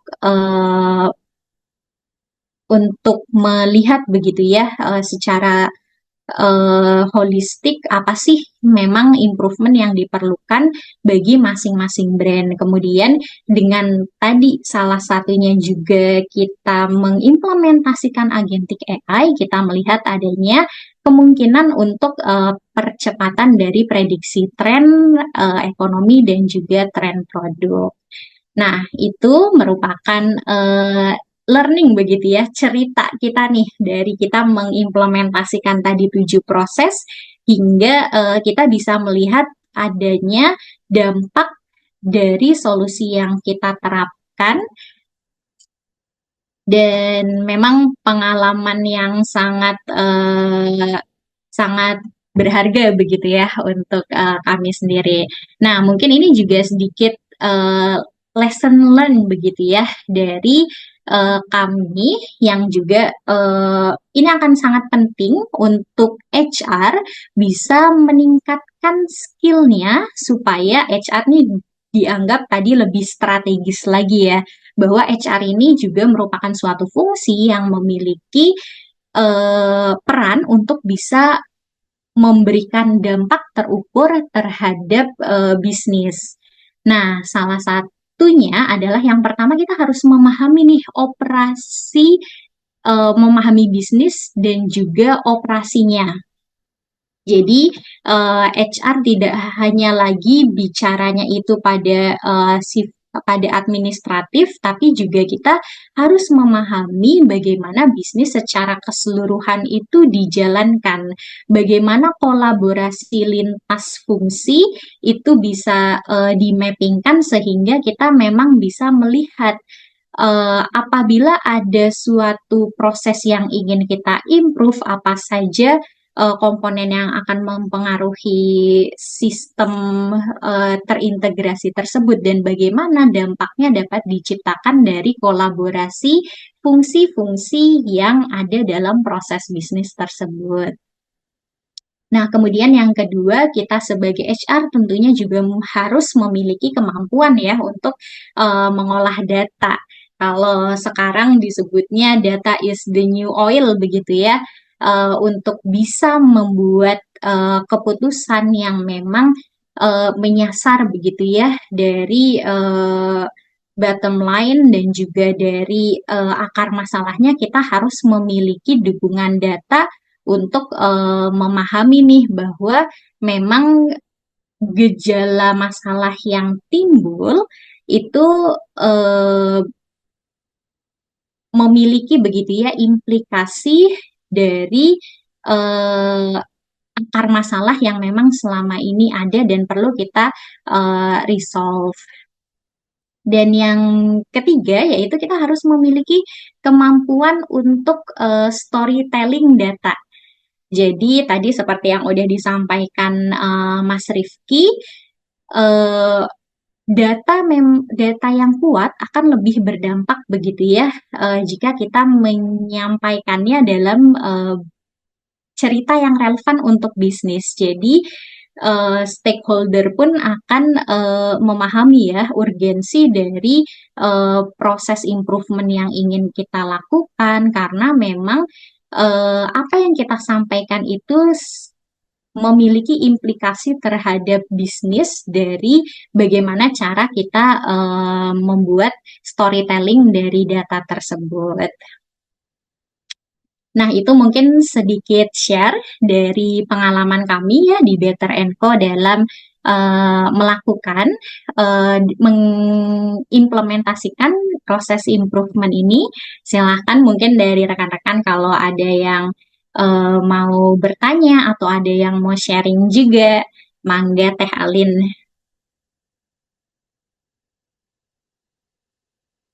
Ya, baik teman-teman, itu tadi cerita tentang bagaimana Mbak Karima sama Mas Rifki melakukan improvement ya, percepatan terhadap proses go to market dari 9 bulan jadi 6 bulan, jadi sekitar menghemat 33% waktu.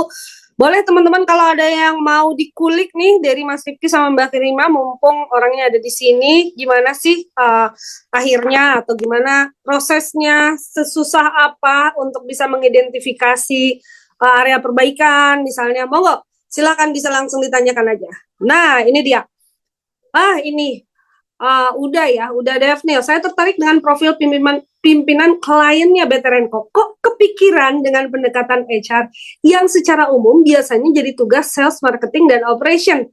Nah, memang ini CEO-nya menarik karena beliau sangat progresif ya. Jadi dia walaupun asalnya dari organisasi yang kolot gitu ya. Jadi sebelumnya beliau organisasinya manufacturing yang sangat kolot pendekatannya, tapi ketika beliau diminta untuk memimpin perusahaan ini, jadi beliau memimpin perusahaan ini itu dalam kondisi bleeding, Pak.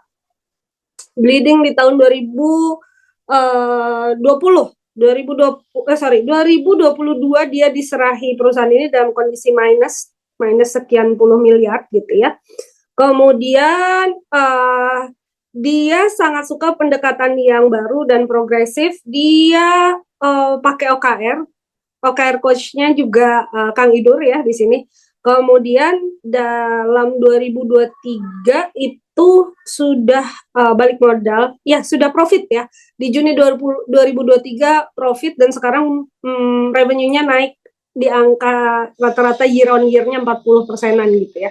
Jadi secara pribadi memang orangnya progresif. Kenapa kepikiran dari HR? Mungkin bisa cerita Mas Rifki atau Karima, kenapa sih Bapak itu justru menugaskan HR yang melakukan ini? Silakan. Mangga dari Mas Rifki dulu atau Mbak Rima dulu? Karena emang dia melihatnya itu secara holistik ya. Jadi dia nggak cuma ngelihat dari sisi proses gitu. Dia ngelihatnya justru secara sistem organisasi. Jadi dia pengen coba dikaji dari sistem organisasi gitu ya. Bagaimana cara mempercepat si GTM proses tersebut gitu ya. Sehingga yang dia tugaskan adalah pada waktu itu tim HR-nya untuk melihat ke dalam gitu sih.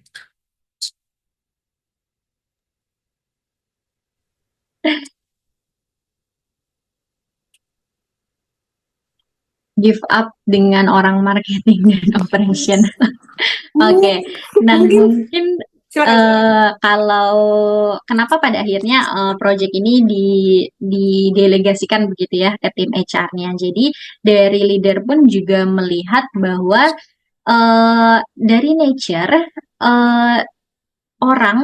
tim begitu ya yang harusnya memahami proses bisnisnya secara keseluruhan nih, karena HR ini kan pegang dari punya tools Raci Matrix, kemudian juga pemetaan bisnis proses biasanya itu dipegang oleh HR, dan HR memahami kapabilitas apa sih yang memang diperlukan untuk organisasi bisa thrive begitu ya, mencapai tujuannya.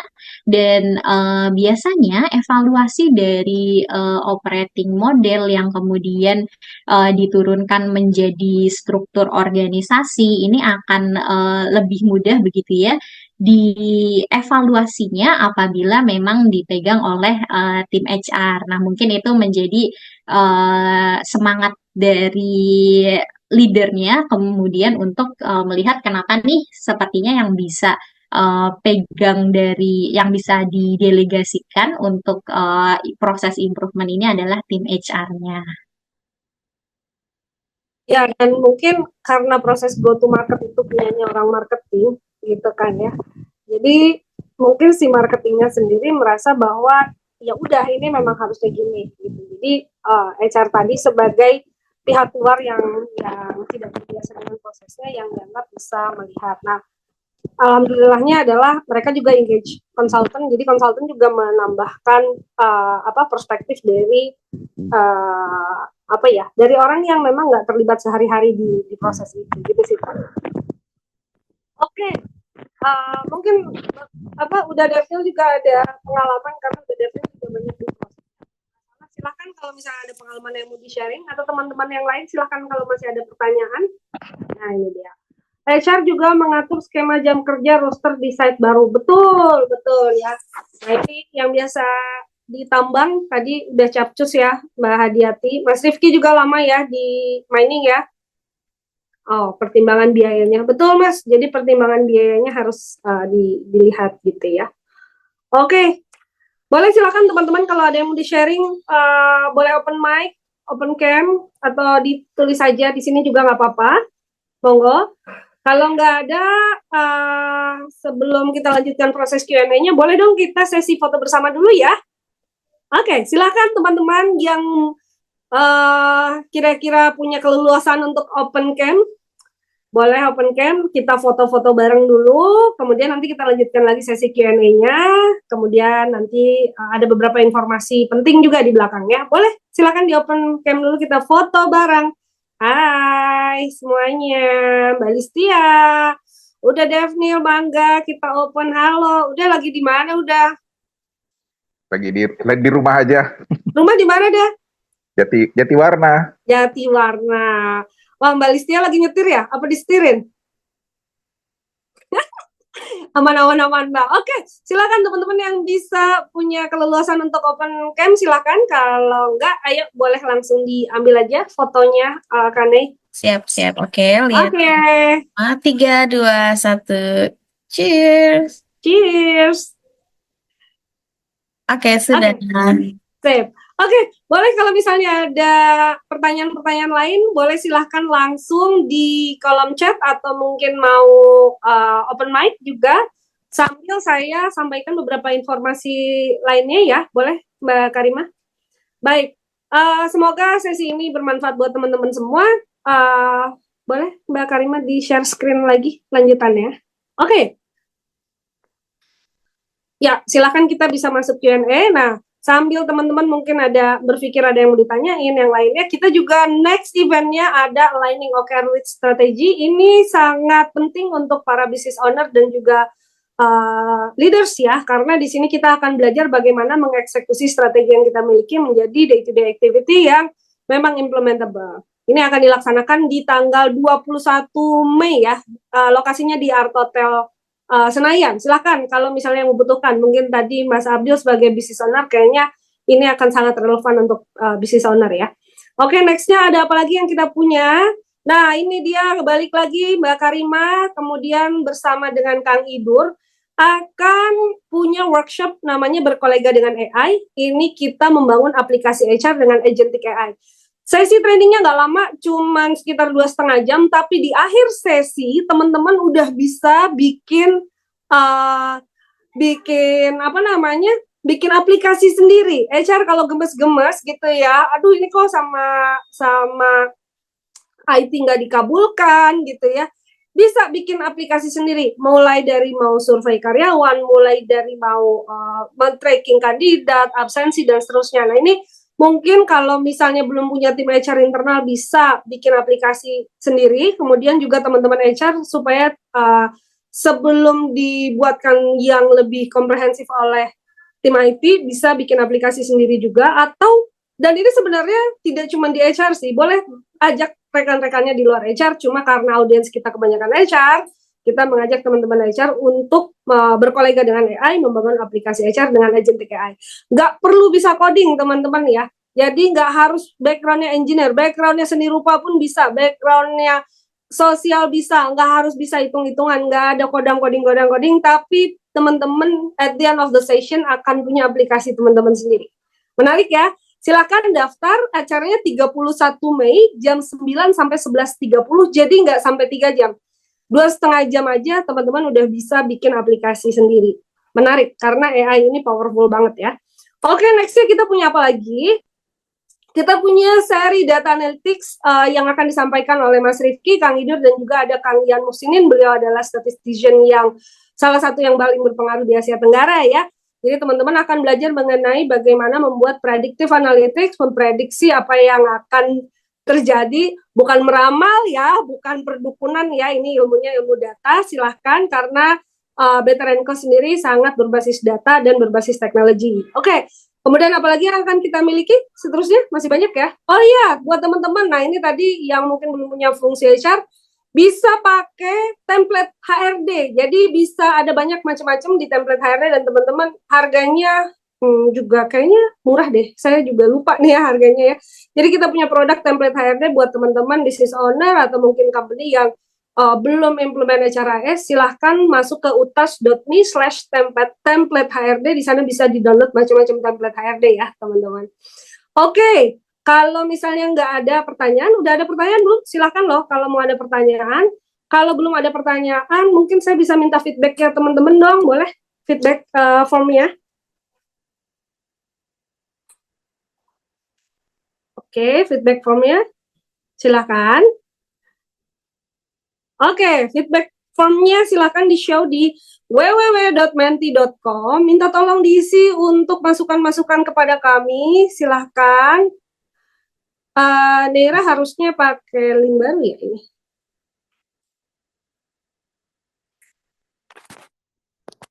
Oke, silakan. Di www.84855060 teman-teman. Silakan. Apa insight terbaik dari free webinar hari ini? Monggo.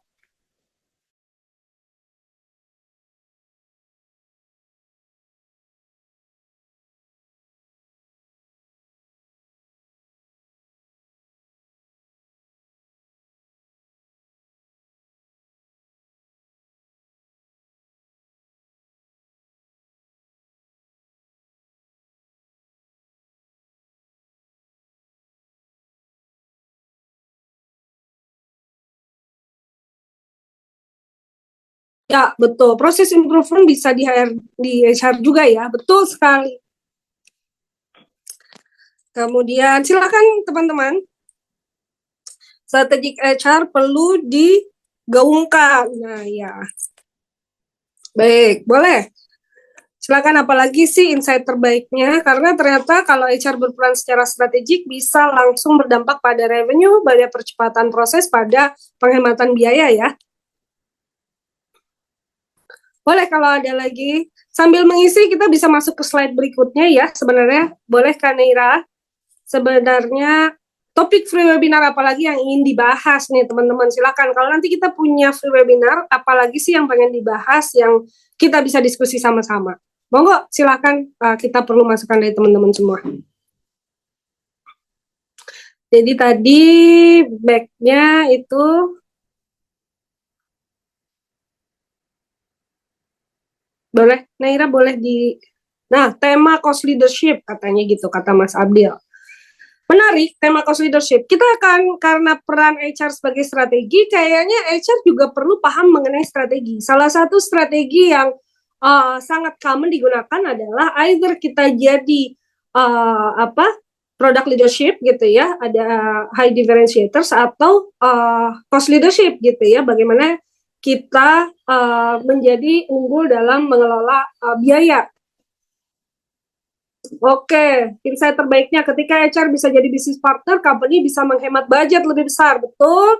Kemudian reward management, oh ini buat ini ya, buat topik berikutnya. Membuat struktur organisasi, kayaknya ini yang buat topik berikutnya. Saya bukan orang HR yang ingin tahu tentang ke-HR-an, bagaimana HR bisa membantu aktivitas operasional. Oke, menarik, menarik. Oke, Naira masih ada lagi? Oke, nah ini mungkin topik-topik apa lagi tadi kayaknya yang nyasar deh yang tadi. Silakan teman-teman. Oke, kalau masih ada pertanyaan juga boleh loh ditanyakan. Boleh silakan ditanyakan kalau masih ada pertanyaan. Kalau misalnya tidak ada, karena waktunya juga sudah habis ya sebenarnya ya. Karena tadi rencananya hanya sampai 10.30. Organization design. Ini masih ada pertanyaan dari Mas Raffi. Monggo Mas Raffi. Tentang AI. Tadi ada ya, tentang AI kita akan bahas, tapi itu training berbayar ya Mas ya, tentang AI itu di tanggal 31. Kalau misalnya, karena itu langsung bisa menguasai tools ya. Kalau misalnya mau ngobrol-ngobrol tentang manfaat AI sudah dipakai di mana aja, boleh. Nanti kita buatkan free webs-nya. Tapi kalau misalnya pengen menguasai tools, bisa langsung masuk ke yang training tadi ya. Oke, ini dari Mas Raffi. Silakan Mas Raffi, mau open mic monggo? Iya, Mbak Alin, saya izin tanya ya. Ya. Perkenalkan saya Raffi Ramadhani. Jadi terkait dengan strategi ya. Jadi saya sering banget ketika saya lagi bangun company kan butuh manpower yang strategik ya buat bangun bisnis ini ya. Jadi biasanya saya tanya discuss sama owner, sama founder terkait dengan eh, orang seperti apa yang kita akan cari. Nah, sebenarnya masalahnya lebih ke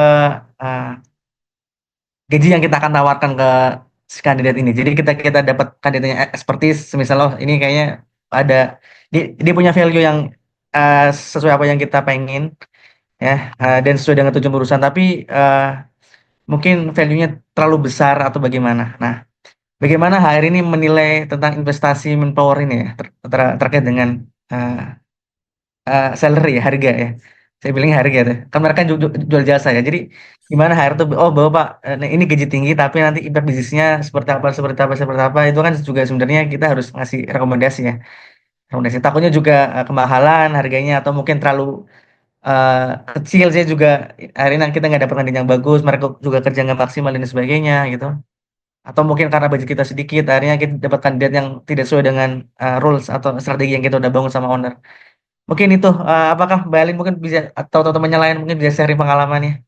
Nah, mungkin ya boleh mungkin ya teman-teman mau sharing dulu gimana kita dapat kandidat bagus, tapi budgetnya besar, menentukan bahwa ini worth atau enggak untuk dibayarkan sedemikian besar, gitu kali ya Mas Raffi ya? Ya betul ya betul. Ada yang mau sharing mungkin silakan loh. Sebelum mungkin kita lempar ke Mas Rifki, ahli remunerasi juga. Oke, kalau nggak ada, tadi menentukan apakah kita layak nggak ya merekrut orang di harga semahal itu. Monggo, Mas Rifki, silakan. Masih di mute, Mas. Oke, kalau strategi itu kan tentang membuat pilihan ya, Mas Raffi ya. Pilihan yang paling optimal buat kondisi kita gitu. Kalau misalnya kita punya resource terbatas, ya kita juga perlu sesuaikan ya. Artinya kita perlu membangun organisasi yang bisa di-run oleh orang yang sesuai dengan resource kita gitu. Jadi sebenarnya PR-nya adalah gimana kita ngebangun sistemnya yang bisa di-run oleh orang yang bisa sesuai dengan resources kita gitu sih kalau saya ngelihatnya ya. Jadi bukan sekedar willingness to pay. Mungkin orang kalau willingness to pay mah willing aja kalau punya duitnya gitu ya. Cuma kalau duitnya nggak ada, terus gimana strateginya? Nah, di situ kita harus putar otak gitu ya. Bisa kalau misalnya apa namanya? Kalau di kita bisa juga caranya dengan menjanjikan gitu ya payment ke depannya. Tapi tentu itu implikasinya kita harus nyari ada beberapa pilihan ya. Tadi satu kita janjikan payment yang sesuai dengan diharapkan tapi bukan sekarang tapi nanti gitu ya di kedepannya. Dan tentu untuk itu kita harus perlu cari orang yang punya profil atau punya appetite yang cocok gitu ya. Jadi dia emang mau gitu dibayar kecil dulu sekarang tapi nanti di depan begitu udah company-nya udah capable dia akan dapat besar gitu. Atau tadi kita bayar sesuai dengan yang kita mampu gitu ya. Tapi sistem di company kita yang kita bentuk sedemikian rupa supaya orang itu bisa perform di company kita gitu. Tentu yang kedua itu PR-nya lebih gede ya. Karena kita harus benar-benar mikir gimana caranya. Gitu sih kalau Ya, silakan. Ini, makasih Mas Rifki. Ini udah Devil tuh mau sumbang saran. Silakan, udah. Ya, terima kasih. Saya cuma mau sharing saja, karena saya bukan orang HR, saya lebih ke user ya, biasanya yang carikan memang kandidatnya dari HR. Ya, biasanya kalau saya beberapa kali itu kadang-kadang malah tidak begitu tidak terlalu concern dengan background. Jadi dia pengalamannya apa saja, udah pernah ini, pernah itu, biasanya nggak terlalu jadi perhatian saya gitu ya. Yang jadi perhatian saya adalah pada saat ketemu, saat ngobrol, saya melihat nih orangnya orang yang open minded atau enggak. Apakah tipikal orang yang mau belajar atau enggak. Saya beberapa kali ngambil anggota tim itu yang background-nya atau experience-nya itu minim sebetulnya gitu ya. Jadi beberapa kali itu si kandidatnya malah nanya gitu kan. Jadi saya tanya, kamu berminat nggak buat join gitu kan. Kemudian si kandidatnya bilang begini, saya sih berminat Pak, tapi saya nggak tahu apa-apa nih. Oke, kalau kamu berminat ya udah kamu besok minta resign aja dari perusahaan kamu gitu loh. Saya nggak tahu itu kayaknya mungkin kayak apa ya, kok saya bisa merasakan nih orang kayaknya nih orangnya mauan nih gitu ya. Orangnya mauan dan kemudian bisa kerjasama, buat saya itu jauh lebih penting. Karena kalau misalnya hard skill, menurut saya itu bisa diakuisisi dengan sangat cepat. Tapi kalau kemudian mindset, itu ngerubahnya mungkin susah ya. Jadi kalau orangnya mauan, mungkin kita arahkan nanti kamu coba deh, lihat ini, coba kamu pelajari ini gitu ya. Biasanya sih cepat. Jadi saya nggak jadi masalah kalaupun bayar lebih tinggi karena melihat lebih ke personality dari si kandidat sih. Begitu, Mbak Alin. Terima kasih udah. Silakan teman-teman, ada yang punya pendapat berbeda mungkin? Ada yang mau menambahkan? Mungkin kan kalau tadi ya, kalau bicara mengenai rekrutmen ini memang satu, kapabilitas teknisnya harus baik, yang kedua value-nya cocok sama perusahaan kita. Oh, dapet yang dua ini ketemu ternyata harganya mahal. Memang ketika merekrut karyawan itu apakah kita mau mendevelop, kalau tadi udah develop tuh kayaknya kan berarti nggak apa-apa, nggak tahu apa-apa, tapi belum tahu, belum ngerti, tapi akan didevelop di dalam, atau memang mau mengakuisisi, mengambil yang udah jadi gitu ya. Nah itu memang akan ada cost impact yang spesifik yang perlu kita pertimbangkan. Jadi kalau di dalam nanti dia udah masuk ke salary structure-nya, kemudian juga benefit yang didapatkan, pasti akan ada perbandingan antara revenue per employee cost, misalnya seperti itu kan ada rasio-rasio yang perlu kita lihat ya. Seberapa besar dia akan meningkatkan revenue ataupun meningkatkan competitive advantage dari perusahaan kita. Nah itu pandangan strategisnya seperti apa. Yang ketiga adalah barangkali kita juga bisa membuat sebuah sistem seperti yang digaungkan oleh Deming gitu ya, agar nggak harus Superman gitu yang di situ, tapi karena sistem ini baik sehingga siapapun orang yang masuk ke situ bisa perform dengan baik kayak gitu loh. Kalau Deming kan gitu ya prinsipnya, gimana caranya biar semua orang ditaruh ya udah dia bisa mengikuti sistemnya dan akhirnya berkinerja baik. Jadi tidak bersandar pada individu. Nah bisa juga seperti itu. Mungkin kalau mau lebih komprehensif kita bisa diskusi karena case-nya harus benar-benar kita gali ya, ini posisi apa, critical position atau enggak, apakah skill-nya memang rare gitu, memang jarang atau enggak gitu.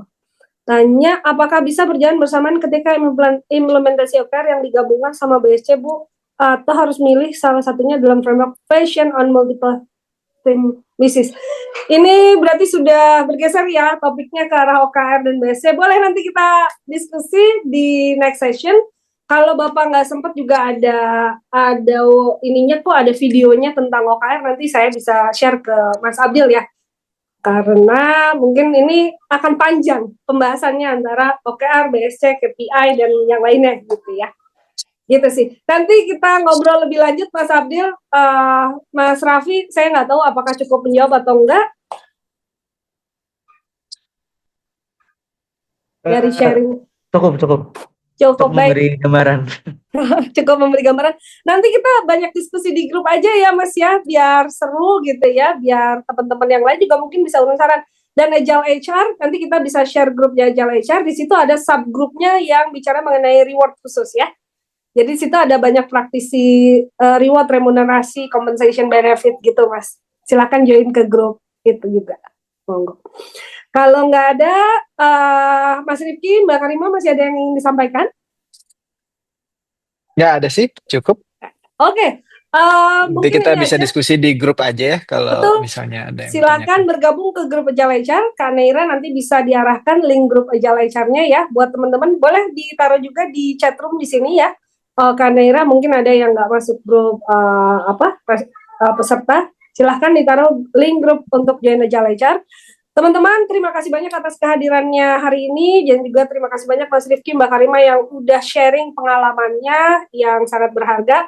Mudah-mudahan ilmunya bisa bermanfaat dan berkah untuk kita semua. Selamat berakhir pekan. Kami mohon maaf atas segala kekurangannya. Sampai ketemu, sehat semua. Assalamualaikum warahmatullahi wabarakatuh. Kita ketemu lagi di free webinar berikutnya. Insya Allah akan ada setiap bulan ya. Bye.